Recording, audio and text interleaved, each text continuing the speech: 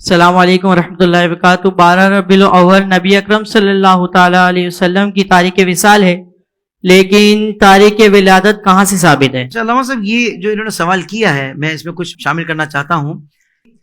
لوگ یہ کہتے ہیں بعض لوگ کہ بھائی اعلیٰ حضرت تو 12 کو نہیں مانتے تھے، تو حقائق کیا ہیں؟ میں چاہوں گا آج ناظرین کے سامنے واضح ہو جائے کہ 12 ربیع الاول تاریخ وفات ہے یا تاریخ ولادت ہے، اس بارے میں شاید۔ بسم اللہ الرحمن الرحیم۔ دراصل یہ 3 سوال اکٹھے ہو گئے ہیں، سبحان اللہ، اور میں چاہوں گا کہ ذرا اختصار کے ساتھ ان کے جواب دے عطا دوں۔ ہو جائے۔ 12 ربیع الاول شریف آقا کریم صلی اللہ علیہ وآلہ وسلم آپ کی تاریخ وصال ہے، لیکن جب تاریخ ولادت کی بات آتی ہے نا تو کچھ لوگ اٹک جاتے ہیں، جھٹک جاتے ہیں اور لٹک جاتے ہیں۔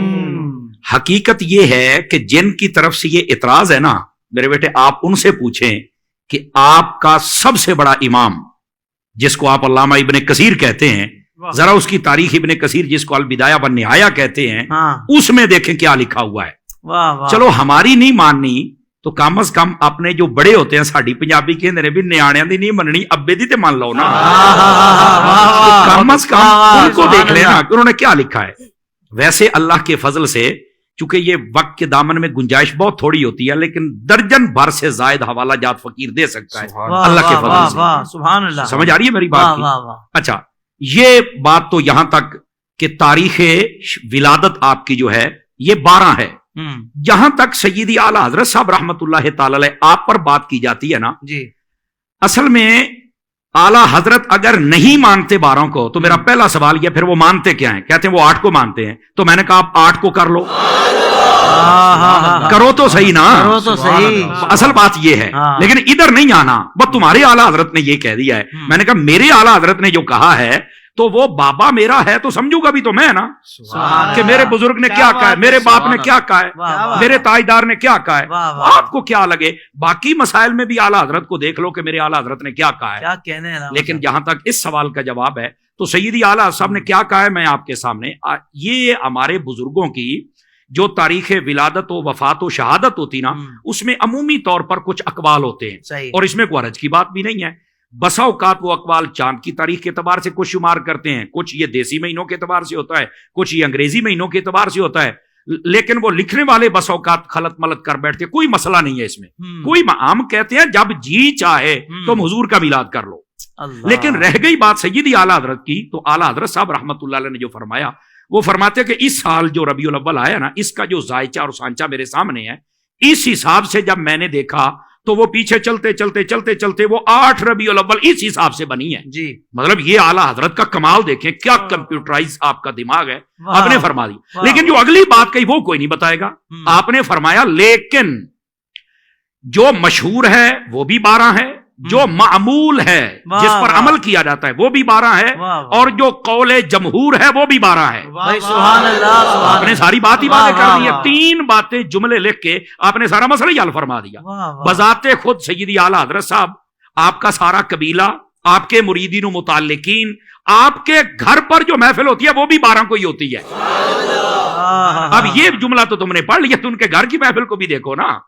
تو سیدی اعلیٰ حضرت صاحب رحمت اللہ علیہ نے ایک حساب بتایا کہ اس حساب سے اگر آج کے دن میں دیکھوں تو یہ بنتا ہے، لیکن معمول، مشہور اور قول جمہور وہ 12 کا ہے۔ تو جب ہے ہی 12 کو، اور اس میں اہل حرمین جس کو کہا جاتا ہے، پوری دنیا تمام علماء اس پر متفق ہے، تو یہ 12 ہی کو آقا کریم صلی اللہ علیہ وسلم کی ولادت اقدس ہے، اور اسی دن کو ایمان والے میلاد کرتے ہیں۔ واہ واہ واہ واہ، سبحان اللہ سبحان اللہ۔ اچھا علامہ صاحب، اس طرح کی بات بھی ذہن میں لوگوں کے آتی ہے کہ جب حضور کے آنے کی خوشی کرتے ہو تو جانے کا غم کیوں نہیں کرتے، اس کا کیا جواب ہے؟ اللہ اکبر، جانے کا غم وہ کرے جس کا نبی مر گیا ہے، ہمارا تو زندہ ہے۔ نعرہ تکبیر، نعرہ رسالت، نعرہ تحقیق، نعرہ حیدری، حیدر رضا۔ ہمارے امام نے تو یہ کہا۔ اب میں پوچھتا ہوں نا ان لوگوں سے جو کہتے ہیں کہ اعلیٰ حضرت کہتے ہیں 12 نہیں 8 ہے، وہ میں پوچھتا ہوں یہ وہی اعلیٰ حضرت ہے جنہوں نے کہا تو زندہ ہے واللہ، تو زندہ ہے واللہ، میرے چشم عالم سے چھپ جانے والا۔ تو یہ کون سی بات ہوئی کہ آنے کی خوشی کرتے جانے کا کم؟ وائر منافقت تو نے بھی کن لوگوں کے پاس ڈیرے لگا لیے کہ جو جب محرم آئے تو وہ کہتے ہیں نہیں امام حسین کی یاد میں پیٹنا نہیں چاہیے، رونا نہیں چاہیے، چونکہ 3 دن سے زیادہ سوگ ہی نہیں ہے. اور وہی منافق لوگ جب ربیع الاول آتا ہے تو کہتے ہیں کہ تم آنے کی خوشی کرتے ہو تو جانے کا غم کیوں نہیں کرتے؟ او بھائی ادھر 1-1.5 ماہ مہینے کے بعد ہی تمہارے مسئلے بدل جاتے ہیں. خدا کا خوف کرو یار. کیا منافقت بھی سوچتی ہوگی کہ منافقت تو میں تھی پر جن سوداگروں کے پاس میں آ گئی نا انہوں نے میرا بیڑا ہی کر کے رکھ دیا. بہت خوبصورت. اب یار سوچنے والی بات ہے، 1.5 ماہ پہلے یہ فتویٰ جاری ہو رہا تھا کہ سوگ 3 دن سے زیادہ نہیں، تو اب بھی کہو نا کہ 3 دن سے زیادہ سوگ نہیں، بس آنے کی خوشی کرو، جانے کا غم نہیں کر سکتے.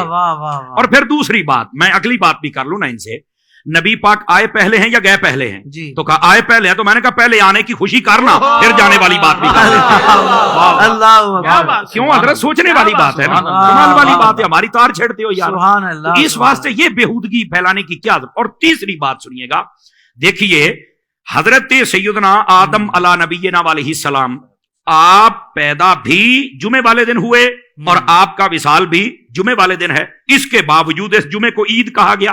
ان الجمعۃ عید للمؤمنین، فرمایا جمعہ مومنوں کے لیے عید ہے. تو بھائی اللہ تبارک و تعالیٰ نے اپنے حبیب پاک صلی اللہ علیہ وسلم کو جو دین دیا اس میں یہ مسئلہ ہے اور حضور نے خود بیان فرمایا. تو کیا نبی پاک علیہ السلام کو نہیں پتا تھا کہ وہی دن اگر تاریخ ولادت ہو، تاریخ وفات ہو، تو آنے کی خوشی کے ساتھ جانے کا غم بھی ہونا چاہیے؟ تو یہ آج تک کے لیے عید کیوں ہے؟ آدم علیہ السلام جس دن آئیں جائیں وہ آج تک عید کا دن رہے، وہاں سوگ کا نام تک نہیں ہے.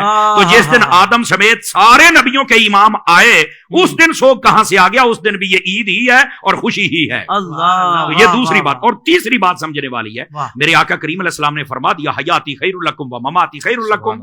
فرمایا میرا تمہارے درمیان رہنا بھی بہتر ہے، پردہ کر جانا بھی بہتر ہے. تو پوچھا کہ جب تک آپ ہیں تب تک تو بہتر ہے، قرآن آ رہا ہے، وحی آ رہی ہے، آپ کا چہرہ دیکھا جا رہا ہے، صحابی بن رہے ہیں، برکات ہی برکات ہیں، تو جب آپ پردہ کر جائیں گے تب کیسے بہتر ہے؟ تو فرمایا میں اپنی جب قبر میں جاؤں گا تو وہاں پر تمہارے اعمال مجھ پر پیش کیے جائیں گے. اگر تمہارے اعمال اچھے ہوئے تو اللہ کا شکر ادا کروں گا، اگر تمہارے اعمال میں کچھ کمی کوتاہی و خامی ہوئی تو اللہ سے تمہارے لیے استغفار کروں گا. تو میں نے کہا جو نبی قبر میں بھی تمہارے لیے خیر مانگ رہا ہے اس کا میلاد بنتا، پھر ماتم تو نہیں نہ بنتا. سمجھ آ رہی ہے جی؟ تو سبحان اللہ. یہ اللہ آپ کا بھلا فرمائے. اور ناظرین تو آج بڑے جوش میں بیٹھے ہوئے ہیں. وہ میں کہتا ہوں یار سوچنے کی بات ہے کہ محبوب پاک صلی اللہ علیہ وسلم کے جانے کا غم کیسے کروں؟ وہ تو قبر میں بھی مجھے غمگین نہیں ہونے دیتے، میں کیسے غم کروں؟ مجھے بتاؤ. اصل یہ مسئلہ ہے، بس اللہ سمجھنے کی توفیق دے. سبحان اللہ.